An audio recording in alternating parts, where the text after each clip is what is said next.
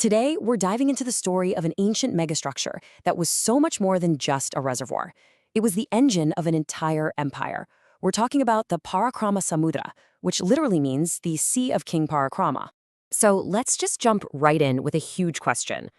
As our world faces this growing water crisis, is it possible the answers we're so desperately looking for aren't in some futuristic tech, but are actually buried deep in the past?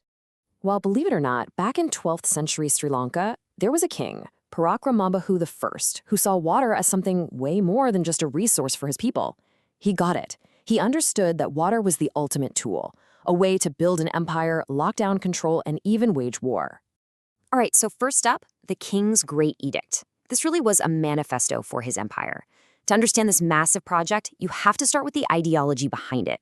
See, this was never just about engineering. It was about a totally radical new vision for how a state should be run, and it's all laid out in the King's Big Declaration. And this quote, this says it all. The king basically declared that letting a single drop of rainwater reach the ocean without being used by people was a sign of bad government. Think about that. He was essentially saying the state had the right, no, the duty, to capture every single bit of water. This was a declaration of total resource sovereignty. Now, this wasn't just some nice-sounding poetry. Oh no. This edict had three very real, very clever political goals. First, legitimacy. If you can guarantee water in a dry, harsh land, people will believe the gods are on your side. You've proven you have the right to rule. Second, centralization. By building these giant, state-run projects, you completely sideline the local village councils who used to manage water. All the power shifts to you in the capital. And third, and this is the big one, surplus. All that water means a second rice harvest every year. And what do you do with all that extra grain? You fund a massive army and go to war. Okay, so that's the why. Now for the how. How on earth do you turn that philosophy into a physical reality? How do you literally build an ocean in the middle of a dry plain? The sheer scale of the engineering here is, well, it's just mind-boggling. And the real genius here wasn't that they just went out and dug a giant hole. No, the brilliant move was amalgamation. The king's engineers looked around and saw 5 smaller, existing reservoirs. So they just connected them. They took what was already there, one of them, the Tapaweva, was already hundreds of years old, and stitched them together to create this one single massive body of water. It was an incredible way to maximize water storage. This right here perfectly sums up the political earthquake this caused. You see, the old way of doing things was this web of thousands of little village tanks. Each one was managed by the locals. It was a totally decentralized system. Parakramabahu's idea was the complete opposite, one gigantic, concentrated sea, controlled by the government. He turned water from a local community resource into a centralized engine for his empire. But here's the problem. A reservoir this big can't just rely on the monsoon rains, which can be super unpredictable. So the engineers pulled off their absolute masterstroke. It's called a trans-basin diversion. They went miles away to a place called Angamadilla and built a huge stone dam to divert water from a completely different river, the Umbinganga. And this river got its water from a totally different weather system.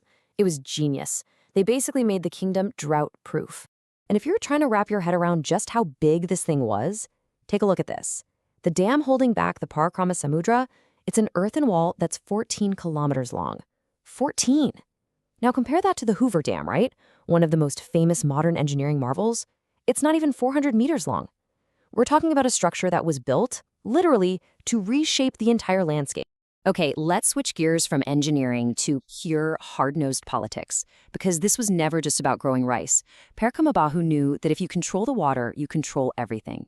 It's the ultimate weapon. And I mean weapon, literally. Just look at where they built it. The capital city, Polonnaruwa, is right there, and they deliberately placed this massive reservoir on its western side. What does that do? It creates a gigantic moat, a huge, artificial lake that's basically impossible to cross. Any army trying to attack from the south or the west would be stopped dead in its tracks. Now, this kind of massive government control over water got a 20th century historian named Carl Wittfogel thinking. He came up with this idea called the hydraulic hypothesis, and his argument was pretty simple.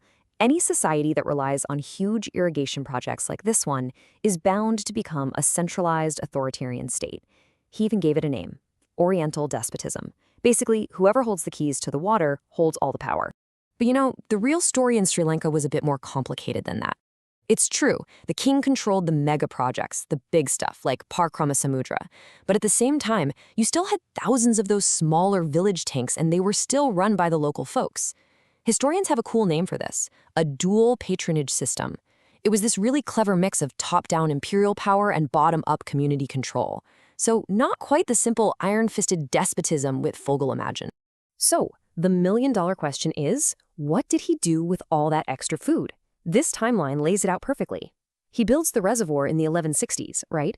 And what happens next? Almost immediately, that new wealth gets turned into military power. Boom, a naval invasion of Burma. Then, a long, brutal war in South India. The connection is undeniable. And this chart really breaks down where the money went. Yeah, sure, a big chunk, 40%, went to feeding the kingdom. But look at this, a full quarter of all that new wealth went straight to the military. Another 20% was exported as rice, bringing in cash to buy weapons and hire mercenaries. The reservoir wasn't just an engine for agriculture. It was, quite literally, an economic engine for war. So what happened? Where did all this incredible knowledge go? Well, for our final section, let's look at how this ancient wisdom was lost, and more importantly, how it's now being rediscovered as a potential survival guide for our thirsty planet. This is where the story takes a frustrating turn. When British colonial engineers showed up in the 19th century to fix the reservoir, they completely missed the point. You see, the ancient engineers had designed this whole integrated cascade system where lots of little upstream tanks would filter out silt and control the water flow. The British, well, they just saw a big bucket that needed patching. Their approach was a disaster. It led to the whole thing silting up really fast. And it gets worse. They actually caused permanent damage. They wanted to build a road, so they just built a new dam right through the middle of the system. This completely cut off 2 of the original 5 reservoirs from the main body of water. They basically amputated parts of the original design, forever shrinking its capacity. But here's the hopeful part. Today, there's a modern renaissance happening. Big international groups like the United Nations Development Program are actually going back and restoring these ancient cascade systems, with funding from the Green Climate Fund, no less. And the best part? Modern science, with all its computers and models, has confirmed what those 12th century engineers knew all along. Their integrated system is way better and more resilient for dealing with climate change. So all of this brings us right back to where we started. The story of the Parakrama Samudra is this incredible testament to what is possible. It proves that a society without any of our modern technology could re-engineer its entire environment on a massive scale just to survive and thrive. And that really leaves us with one last big question to think about.